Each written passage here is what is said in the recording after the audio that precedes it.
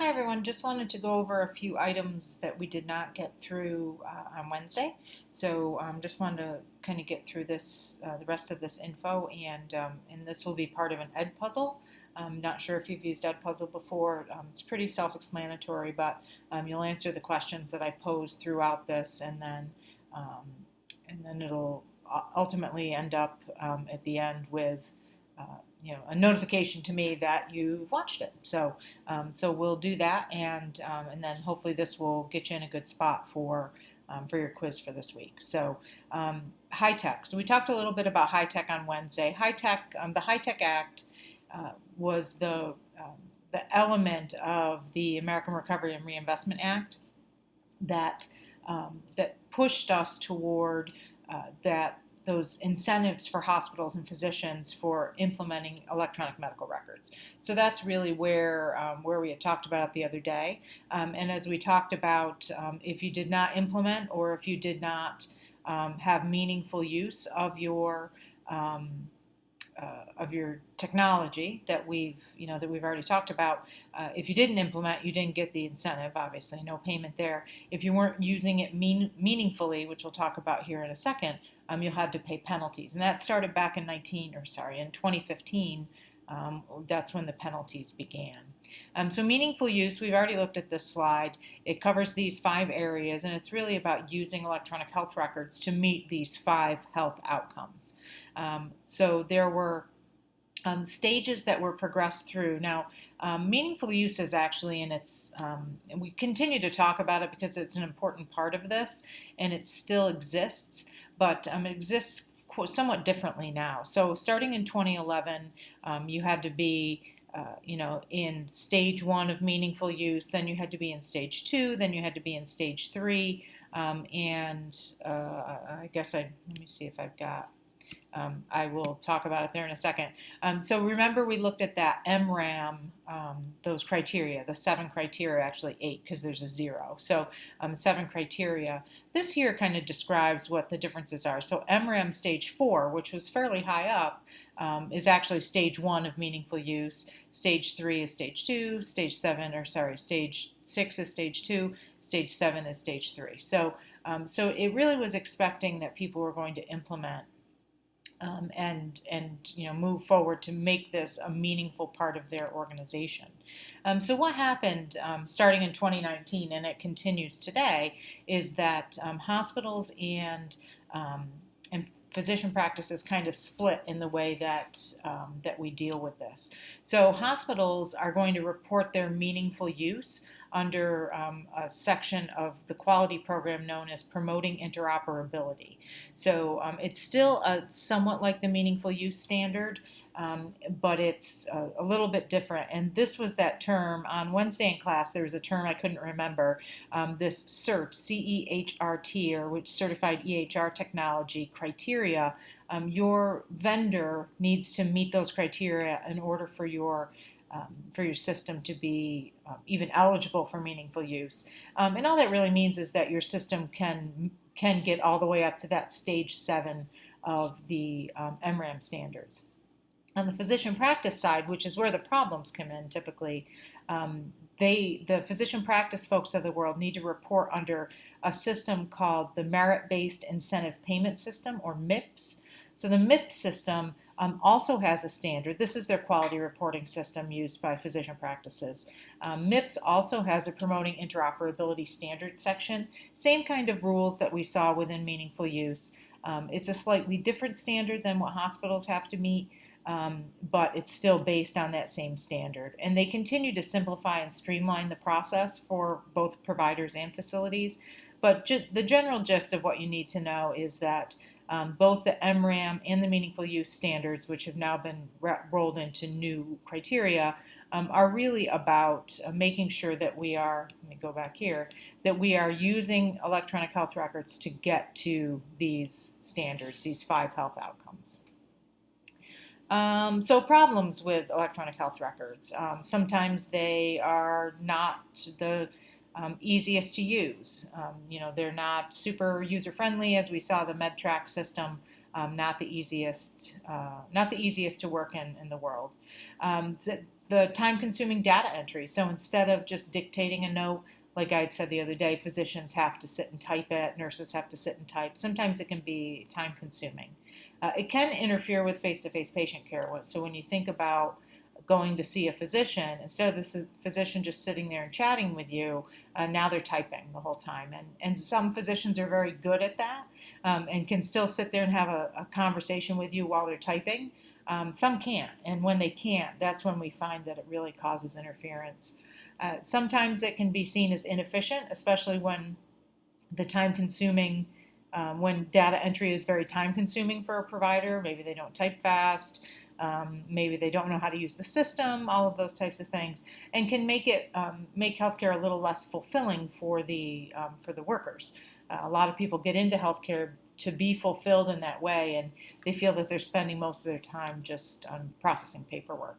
And then the issue with the inability to exchange information, and the degradation of clinical documentation because of these templated notes, etc., can be problems as well. So what are some solutions? Well, some organizations use scribes. So scribes are folks that literally trail around behind the physician with one of those workstations on wheels, or a WOW, or someplace where they still call it a COW, computer on wheels. They literally trail around behind them and type as the physician is doing their assessments. These folks, oftentimes, if you're in an area where there's a medical school, medical students will serve as scribes, and it's great education for them, plus money for them, plus it helps the organization overall to be able to get good documentation. In other places, it's just people that are hired to be scribes, but you need to have a certain amount of training and understand the medical process, and the process of evaluation and management services. Another solution is better training or more intuitive systems. So a lot of that lack of engagement with the electronic health record is decreasing productivity, increasing frustration. If you have a better system or better training or both, that can help to ease those difficulties, or increase that engagement. So good things there. HIPAA. So HIPAA was actually written into law in 1996. And HIPAA, Health Insurance Portability and Accountability Act, had tons of elements to it. So it had the main gist, as you can probably tell from the title, was about being able to move health insurance from one job to another. Being able to not have pre-existing conditions, being able to move your coverage. And so that was important back then. Now it's not as important because things are a little different now from the insurance side. However, it did put into place a standardization of data. And we talked about medical coding a bit on Wednesday. It standardized those medical code sets. So everyone has to use, that's in a regular group health plan, in a plan like Medicare and Medicaid, they all have to use those same data sets. And then more stringent regulations on privacy and security of healthcare data overall. So it really, the part of, when we talk about HIPAA, what most people think of are the HIPAA privacy regulations, which govern the access and use of your medical information, your medical record. So one of the terms that is involved with HIPAA, specifically with the privacy and security regulations, is PHI. So PHI is Protected Health Information, and it's also referred to as individually identifiable health information in the regulations. And it's any information about your medical conditions, any information about the services you receive, payment information, or anything that can identify the individual. So date of birth, name, address, condition in conjunction with address. Maybe you're the only person in the entire town that was noted as having COVID. If that information gets out, here are the records for the person with COVID, and there's only one person that has COVID, that's identifiable information. So just because you take someone's name off of it doesn't mean that it's de-identified. There are many elements that go into de-identifying information. So anything, address, social security number, date of birth, all of that is considered PHI. So in 2013, some changes were made to HIPAA, which kind of made it a little more stringent. and increase the fines for breaches. So generally, you're looking at up to $50,000 per violation, with a cap of 1.5 million dollars. So think about, if someone loses a computer and it has the records of 3,000 people on it. You're potentially looking at 3,000 times 50,000. So every person whose information is breached is considered a violation. Hence the reason that there's a cap of 1.5 million. There is no specific criminal HIPAA violation. However, there are breach of privacy violations, or breach of privacy laws, tort laws, that could be criminal torts. So you're not going to go to jail for HIPAA. That's kind of a popular thing for people to say. Oh, you're going to go to jail if you breach privacy. That's not necessarily the case.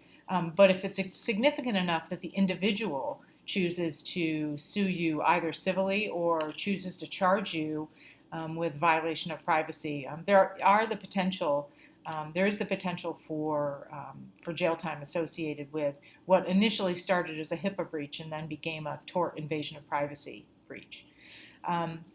So in each organization, there's a document called the Notice of Privacy Practices, and this document is what you get. Typically, most organizations will just call it the HIPAA form. I guess it makes it easier for them to refer to it as that.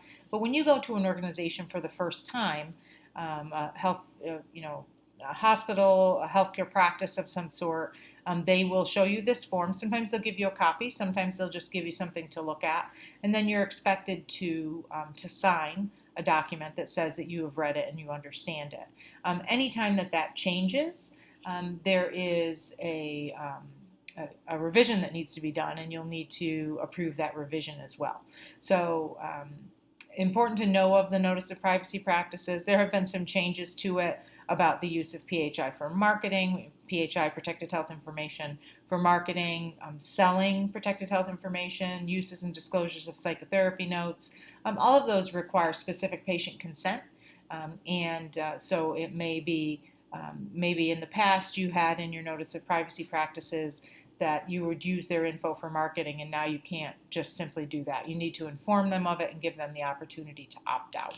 So just a few changes that occurred.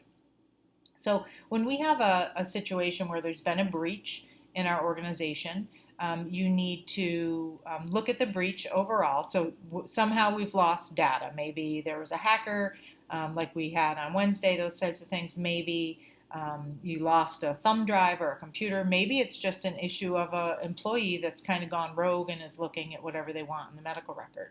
So in those cases, you need to look at the nature and extent of the protected health information involved, to whom the info was disclosed or could have been disclosed, whether it actually was acquired or viewed by an outside party that shouldn't have seen it. And then you need to look at risk. So let's say, for example, you accidentally send the files of medical record files to another physician practice that is not treating the patient. You meant to send it to Dr. X and you sent it to Dr. Y. If you get assurances from Dr. Y that they'll destroy it, there's no issue, then the risk has ultimately been mitigated, assuming you can get that in writing from them. The risk has been mitigated, and so although it is still a breach, it's a low-risk breach, and you need to examine that. Generally, any breach needs to be disclosed. If it's a true breach of protected health information, when you get to a certain amount, I believe the number is 500, you actually have to notify the media.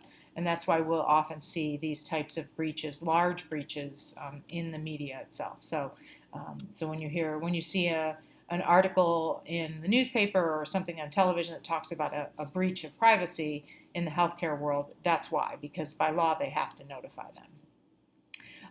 Any physician practice or hospital or any other healthcare organization that works in conjunction with other organizations does have to have a business associate agreement with those outside organizations. So if, let's say I'm a physician practice, but I pay a company to do my billing for me, it's pretty common, then you would need to have a contract with that billing company that shows that you are, they're aware of their requirements under HIPAA, you're aware of yours, and how both parties are maintaining HIPAA compliance overall. If a billing company, like a business associate example, if a billing company were to violate HIPAA, the billing company would be liable for that violation, but so would their overarching organization. So the physician practice would also be liable. So it's important to know that when you're working with business associates, they're reliable, you know that they're compliant, et cetera. You certainly don't want to be giving information to people that don't necessarily have your best interest in mind. So future of health IT. So we talked about a bit of this on Wednesday, but portability, we talked about physicians using the like a mobile device for accessing electronic health records, not unusual. And we can do it too. Like, for example, I had a test done last week. I got a notification. I just drove to New York for the funeral while I was on the road. I got a notification that said that my test result was ready. I was able to click the button in my UPMC and see the result. So, so very handy and right there, very portable. There's an app for that. So I think we've already seen with the little video we watched the other day about the app for crowdsourcing of defibrillators. There are apps for everything. Everything from like weight loss, as we talked about, MyFitnessPal and Noom, things to track your blood pressure, things to track your movements, Nike Run or whatever it's called now, Strava. There's a million different apps for all sorts of things. So apps are really kind of pushing the envelope with health information. Virtual healthcare. So this is when I wrote this slide, which was I think last year. It was something that was kind of foreign to most of us, but now it's the way we see physicians a lot of the time, so that we don't need to expose ourselves to COVID. So that notion of virtual healthcare, those telemedicine video visits, are important to the industry now, for sure. So future uses could be things like smart vests that would monitor maybe heart rate, breathing, EKG rhythms, those types of things. So they're actually wearing, and we see this in athletes. Athletes wear similar devices, especially like race car drivers. I know that they wear vests that monitor all of those things. Their core temperature, their heart rate, their heart rhythm, their breathing, all of that to make sure that they're safe in the cars. We're seeing that now used with patients. Instead of carrying around a big box to track your heart rhythm for 24 hours, it's more of a streamlined, small device that is easy for you to wear. Embedded microchips. We've been microchipping animals for years, but we're seeing embedded microchips in patients to tell different bits of information about them, or to give some longevity to information that maybe they wouldn't be able to share otherwise. So, and there's some notion that our entire health record could be put on a microchip and embedded in us, and that way, if we go somewhere and are unconscious, they could simply scan that microchip and have all of our information. So, kind of neat ways to look at it. Also, continuing to improve systems, especially electronic health record systems, to deal with more complex information. So we need to keep making these easier for providers, easier for staff, and able to handle complex info. E-health is that notion of electronic data transfer. We've already talked about that a little bit. M-health is a term that we'll see quite a bit, that is connected with mobile technology. So there's an app for that kind of a thing. There's tons of health apps out there. That's M-health. But it can be used, M-health technologies can be used for that next bullet down, telemedicine, telehealth. So M-health doesn't just have to be the Apple Health app. It can be using my UPMC to have a physician's visit on my phone. So it's much more broad than just apps that we use to keep ourselves healthy. It can be a true element of the healthcare system. And then healthcare informatics, analytics, big data, continuing to look at data trends that will hopefully help to inform research and policy. So here are a couple videos. I'm not going to show them here. You can watch them. They are in the classroom. One is about IBM's Watson, and one is about precision medicine. Take a look at those. They are connected to our assignment this week. Actually, no, you guys don't have the assignment. So, can be connected. You can certainly use AI and precision medicine as one of your elements for your infographic. And then there's a few other just websites here of interesting companies that are really exploring precision medicine. Blueprint for Athletes is through Quest Diagnostics. And I had a couple of friends that were involved in this back when I was really into running, that would have their blood drawn, and then they would have an entire like a panel of tests that would help them to better prepare for races. So what they needed to eat, when they needed to eat it, what types of things they needed to do to keep themselves in tip-top shape. So interesting thing that Quest is doing there. Araval is a company it's kind of like 23andMe on steroids, much more detailed genetic analysis, those types of things, but really interesting stuff. So potential confounders. These are all types of issues that we've already talked about. So optimizing existing EHRs versus replacing it for something better. So that's an issue that we might see. Data integrity, interoperability, cybersecurity, all things that we are dealing with regularly and kind of confound these issues. Promoting patient safety is something that we need to do, and we need to use our devices to do that, use our systems to do that. But they can be confounding variables when what patient safety needs doesn't necessarily meet with what providers want to do. BYOD, or bring your own device. So that can bring in some security issues potentially if you have people bringing in their own devices to connect to hospital and healthcare organization systems, and therefore potentially causing a security issue. And then capturing socioeconomic data in electronic health records. This is something that we've not necessarily always captured all of that information. Sometimes there are many out there that feel that it is not something that should be in an electronic health record. Yet we know that dealing with a patient's socioeconomic factors really impacts their ability to receive care, seek care, take part in their treatments, etc. So should we capture it? Should we not capture it? There is a dilemma there for sure. So the manager overall. So let's say that you're not interested in being the CIO. You're really just interested in being a manager in the healthcare world. How does health information technology impact you? Well, it impacts you constantly. It's highly complex, quickly evolving. Managers need to use technology, and they need to understand it well enough to make sure their employees are using it effectively as well. Because we have become dependent on this type of technology, we do need to have processes for downtime, etc. And the manager is really tasked with that overall. So we already did that, and so obviously we don't have class tomorrow. We do have a quiz tomorrow. We already looked at this slide on Wednesday, but we have a quiz tomorrow. It'll open at noon. It closes at noon on Saturday. And then your infographic assignment is due on Sunday night. So hopefully that helps provide a bit of information. Any other questions, please just let me know. But otherwise, I will see you all next week. Thanks.